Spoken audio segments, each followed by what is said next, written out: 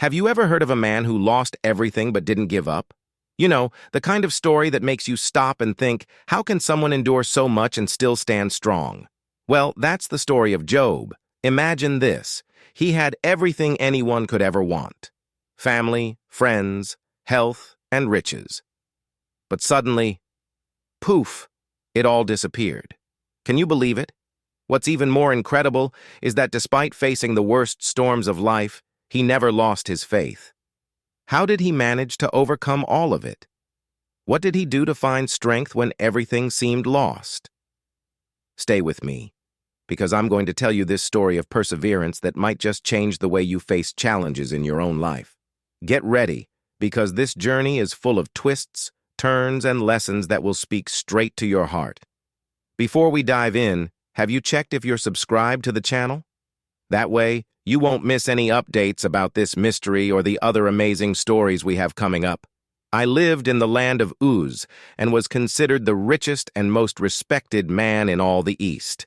Imagine this. I owned 7,000 sheep, 3,000 camels, 500 pairs of oxen, and 500 donkeys. On top of that, I had many servants working for me.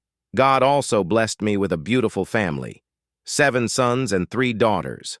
I was a man who loved and deeply respected God, doing everything I could to avoid evil. My children loved celebrating together. They would host feasts in their homes and always invite their sisters to join in the fun. But I had one thing very clear in my heart. I needed to care for them spiritually. Every morning after their feasts, I would rise early and offer sacrifices to God on behalf of each one. I would say, "Perhaps my children have sinned and cursed God in their hearts." Job 1:5. This was my way of ensuring they stayed pure before God.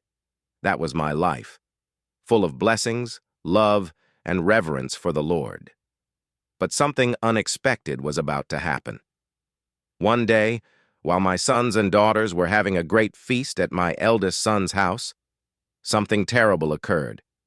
It all started when a messenger came running, his face filled with fear. He said, "Job, the oxen were plowing, and the donkeys were grazing nearby when the Sabians attacked. They stole the animals and killed all your servants. I am the only one who escaped to tell you." I hadn't even had time to process what he said when another messenger arrived, even more distressed, and reported, "The fire of God fell from the sky and burned up all your sheep and the servants watching them. I'm the only one who survived to tell you." Can you imagine? I was listening to one tragedy after another. It felt like the world was collapsing on me, and that was just the beginning. This part of my story is found in Job 1:5-16, and it shows how, even in the greatest losses, faith in God is what sustains us. Want to know what happened next? Stick with me, because my story isn't over yet.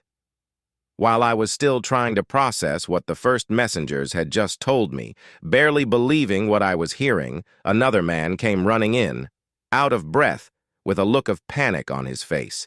He shouted, "Job, the Chaldeans formed 3 raiding parties and attacked the camels. They took all the animals and killed the servants who were watching over them. I am the only one who escaped to tell you." My heart was crushed. In a matter of minutes, I had lost entire herds and the faithful servants who worked alongside me, caring for everything. But before I could even catch my breath or react, another messenger came through the door, his eyes filled with tears and his hands trembling. "Job," he began, and I felt the weight of his news even before he spoke. "Your sons and daughters were feasting, as they always do, at your oldest son's house. They were all together, eating and drinking. Suddenly a strong wind came from the desert. It was so powerful that it struck all 4 corners of the house at once. And the house collapsed. All of them are dead. I am the only one who escaped to tell you this." These words cut through my soul like a sword. Losing my possessions was one thing, but my children, my beloved children, all of them? My mind couldn't grasp what had just happened. It felt as though the ground had disappeared beneath my feet.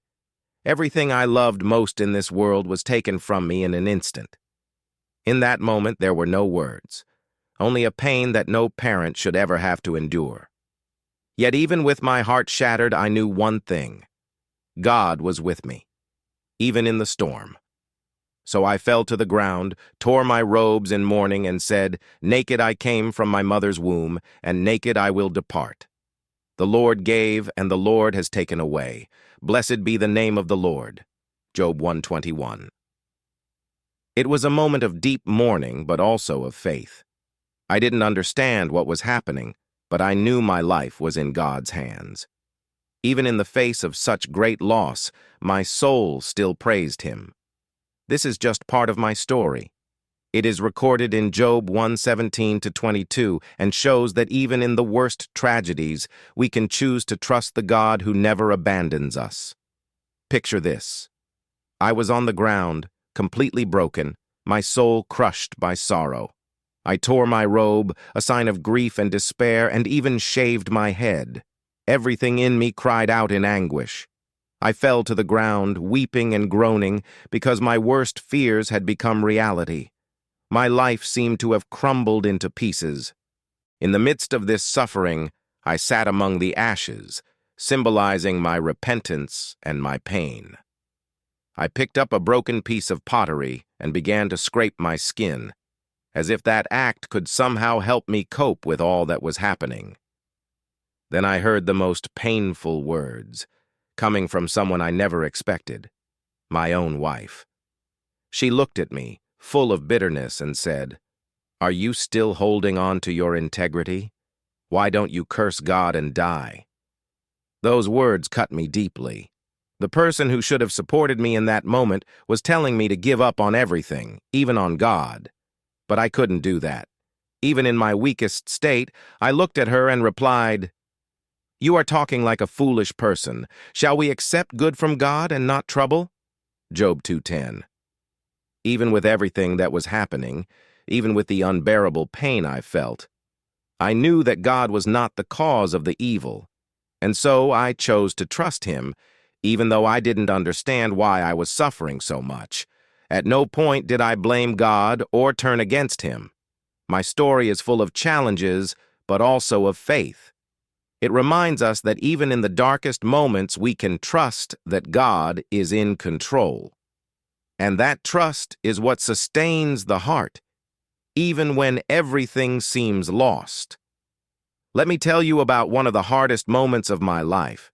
Despite everything I had already faced, I had not sinned against God with my words. But the pain was immense, as though my soul was being crushed. When my friends Eliphaz, Bildad, and Zophar heard about everything that had happened to me, they decided to travel to where I was. They planned to come together to comfort me and show their support during this dark time. These men were older and more experienced than I was, and I hoped to find comfort in them. When they arrived and saw me from a distance, they were shocked. I was so devastated that they barely recognized me. They began to weep aloud, tore their clothes in mourning, and sprinkled dust on their heads to show the weight of my suffering. Then they did something remarkable. They sat with me on the ground without saying a word. For 7 days and 7 nights, they remained silent, because they saw that my pain was too deep for words. But after so much time in silence, something inside me couldn't take it anymore. I opened my mouth and spoke words full of pain and bitterness. I didn't blame God, but I cursed the day I was born. I said, "May the day of my birth perish. May it turn to darkness. May no one celebrate it, and may no light shine on it." Job 3:3-4. I began to question everything. I said, "Why is life given to those in misery? Why must someone with a bitter soul keep on breathing? Why does God give life to those who long for death, but it does not come?" Such people would rejoice over death more than over hidden treasures, because when they reach the grave, they find peace. I couldn't understand why all of this was happening. I said, "What I feared most has come upon me. I have no peace, no quiet, no rest. Only turmoil fills my life." Job 3:25-26. My spirit felt broken, as if each day had been shortened. The grave seemed like the only certain destination awaiting me. Even my eyes were clouded by sorrow, and my body was drained of strength. Surrounded by people mocking my pain, I still tried to find the strength to pray. I pleaded, "God, give me security in all of this, for only you can save me." This was a dark moment, but even then, I knew God was listening. My story is a reminder that even when everything feels lost, we can pour out our hearts to God with honesty, and He is there, listening to every word, even the hardest ones. Let me tell you what happened when my pain felt endless. I felt like a shadow, a fleeting breath of life on the verge of vanishing. My days seemed short, my plans destroyed, and all I could see ahead was darkness. In the midst of this suffering, 3 of my friends, Eliphaz, Bildad, and Zophar, came to visit me. At first I was grateful, thinking they had come to comfort and strengthen me. But instead, they began sharing their opinions about why God allows suffering. They believed my pain must have been the result of something I had done wrong. Eliphaz was the first to speak. He told me my suffering could only be a consequence of some hidden sin. According to him, I needed to seek God's favor and repent. Bildad agreed, but was even harsher. He insinuated that my own children had brought their deaths upon themselves through their mistakes. Then came Zophar, who was the most cruel. He practically called me arrogant and said that if God were to speak to me, He would reveal even more sins that I wasn't aware of. Zophar said something like this: "If you truly devote your heart to God, remove sin from your hands, and let no evil dwell in your home, then you will be free of guilt. You will forget your pain, and it will be like waters that have passed by." To them, it was simple. My problems were a punishment from God. But do you know what hurt the most? They were wrong about me. I had always feared God and avoided evil. Yet they insisted that I must be guilty. There came a point when I couldn't take it anymore, and I said, "Do you think you are the only wise ones? Do you think wisdom will die with you? I also have a mind. I know the same things you know. But even so, I have become a laughingstock to you. I, who called on God and was answered, am now mocked, though I am righteous and blameless." I was so weary of their accusations that I said, "You are worthless physicians. If only you would be silent, that would be wisdom on your part. You speak as though defending God, but does He need lawyers who tell lies? God is not impressed by empty words. He sees the hearts of all." My pain was immense, but I still had something they couldn't understand, a deep faith in God.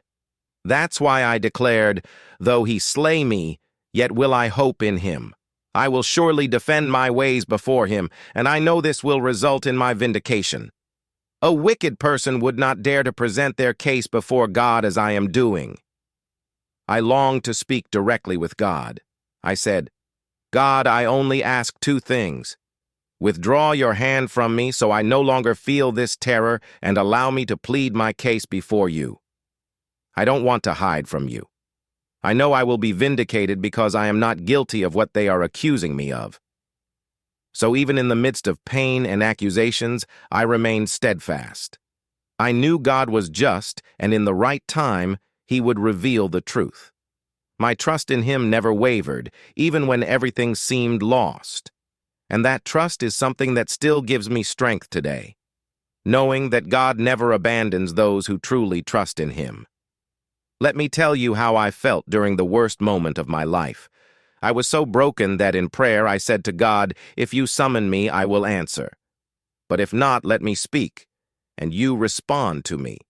I want to know, how many offenses and sins have I committed? Show me where I have gone wrong. Why does it feel like you are treating me as an enemy? Why are you restraining me as though I were a prisoner, shackling my feet and watching every step I take?" The pain and suffering were so immense that they felt impossible to endure. I was bitter, anxious, and afraid. I couldn't understand why God allowed the wicked to prosper while righteous people like me suffered so greatly. I wanted to confront God, to protest, to ask why all of this was happening. But no matter how much I longed to, I couldn't find him physically. So I said to my friends, as surely as God lives, it is he who has allowed my life to become bitter. But as long as I have the breath of life in me, I will never say anything wicked. My lips will not lie, and I will not admit that you are right. Until the end, I will not deny my integrity. I know that I am innocent, and my conscience is clear. Even so, the pain felt unbearable. It was hard to defend myself when everything seemed to be against me. I was covered in sores from head to toe. Every movement hurt. It felt as if my body was at war with itself. I was exhausted, tired of battling physical pain that gave me no rest. But the pain wasn't just physical. Because of my condition, the people in my village began avoiding me. I sat on the ash heap at the edge of the village and watched as people crossed the street just to avoid passing near me. Even the young boys laughed at my condition. I had become a social outcast, someone no one wanted to see or speak to. My pain was also mental. My mind couldn't stop questioning, why is this happening to me? What did I do to deserve this? Where is God in all of this? There was nothing in my past that could justify such tragedy. This only deepened my confusion and anguish. But above all, the greatest pain was spiritual. I felt distant from God. It was as if he had hidden himself from me, and that sense of separation was far worse than any wound on my body or rejection from people. I longed to feel his presence, but there was only silence. That emptiness weighed heavier than anything else. Even so, deep in my heart, I still believed that God would hear me. I knew that one day he would answer my questions and bring justice. My faith was the only thing I had, and I clung to it with everything I had, even when it seemed like all hope was lost. Let me tell you how everything changed when I finally spoke with God. Throughout my suffering, I cried out to him, pleaded for answers, and begged him 36 times to speak to me. And one day, he did. But it wasn't in the way I expected. God spoke to me out of a storm, and his words were powerful. He said, "Who is this that obscures my plans with words without knowledge? Brace yourself like a man, because I will question you, and you shall answer me. Where were you when I laid the earth's foundations? Who marked off its dimensions? Who laid its cornerstone while the morning stars sang together and all the angels shouted for joy?" I felt so small in the face of God's questions. He continued, "Who was it that said to the sea, 'You may come this far and no farther'? Have you ever commanded the morning to appear or shown the dawn its place? Who controls the earth's foundations and clothes it as clay under a seal?" I was speechless. But God had more to say. "Do you really think you can correct me? Would you condemn me to justify yourself? Do you have power like mine? Can you clothe yourself with glory and majesty and make the proud bow before you? Can you subdue the wicked?" Then he spoke of Behemoth, a majestic creature he created. God said, "Look at Behemoth. It is powerful, strong as iron, and yet I am its creator. Even the wildest forces of the world obey me. Could you tame it as I do?" At that moment, all I could do was bow down and say, "Now I understand, Lord. You can do all things, and no plan of yours can be thwarted.